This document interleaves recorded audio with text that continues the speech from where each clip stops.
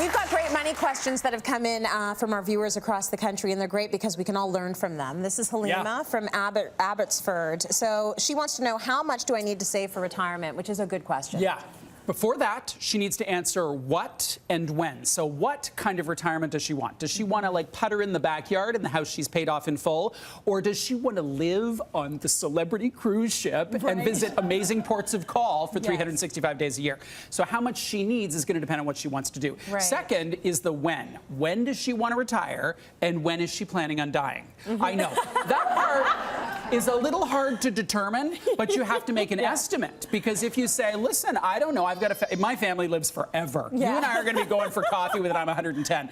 So I have to factor that in. And looking at how she, you know, her family longevity, is she going to be kicking around to 110, or is she like, I think I'm done at 80. I'm done. Oh, got it. Because you're talking about a nest egg. So here's the simple, it's called the rule of 20. So you take a percentage of your gross income before you retire, say 50%, multiply it by 20. So say that number's $30,000, I'm just making it up, times 20, her nest egg would need to be $600,000. Okay. Yeah. You can go online and do these calculators. They will give you a range of answers a mile long. Yes. But when you think through the assumptions, the math is quite simple. You just have to think through the assumptions. You would have to be very aggressively saving in order to hit that nest egg amount by the time you retire. Yeah, you would. Now, what the rule of 20 assumes is that you're not 65. Yeah. You're in your, late 30s, early 40s. It's a very big, the thumb is the size of Shrek's thumb. It's an enormous thumb. Yeah. Size of a shoe. It's the size of a shoe. Yeah. Okay. All right. So this is Olivia from Milton. She says she's going on maternity leave soon.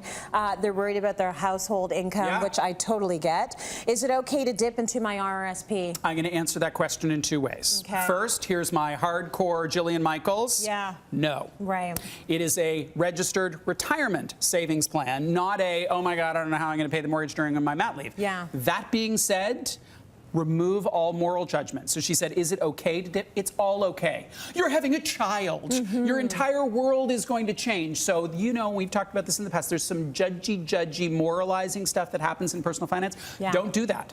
Run the numbers and think, is there any way we can do this without tapping into our RSP? And if there's really not, then do that. There is a consequence. There's withholding tax. That becomes income. Now, it can work because if all you're getting is EI benefits, likely the income's going to drop. But still, RRSPs are for retirement. And being a parent is full of sacrifices. It may be that year is one of financial sacrifice, or it may be, Bruce, there's no food if I don't start withdrawing RRSP money, so I need to kind of do that. And these are the choices that parents make all the time. We listen to all the advice from people like me, and then we just do what we do. You have to. We just do what we do. You've got to do what's good for your family. So this is why a lot of women don't end up taking the full year, because financially it's not feasible. They go back a little bit earlier. Maybe you take someone as a renter in your place, so you are able to take the full year, but it's all negotiations and it's all figuring it out. It really is. And remember, in many families there are two spouses there, so the other spouse could often, not always, but the other spouse might be able to take a part of that leave, and that might work in other ways. That might work too. Okay, really good advice. It's break time. Stay with us.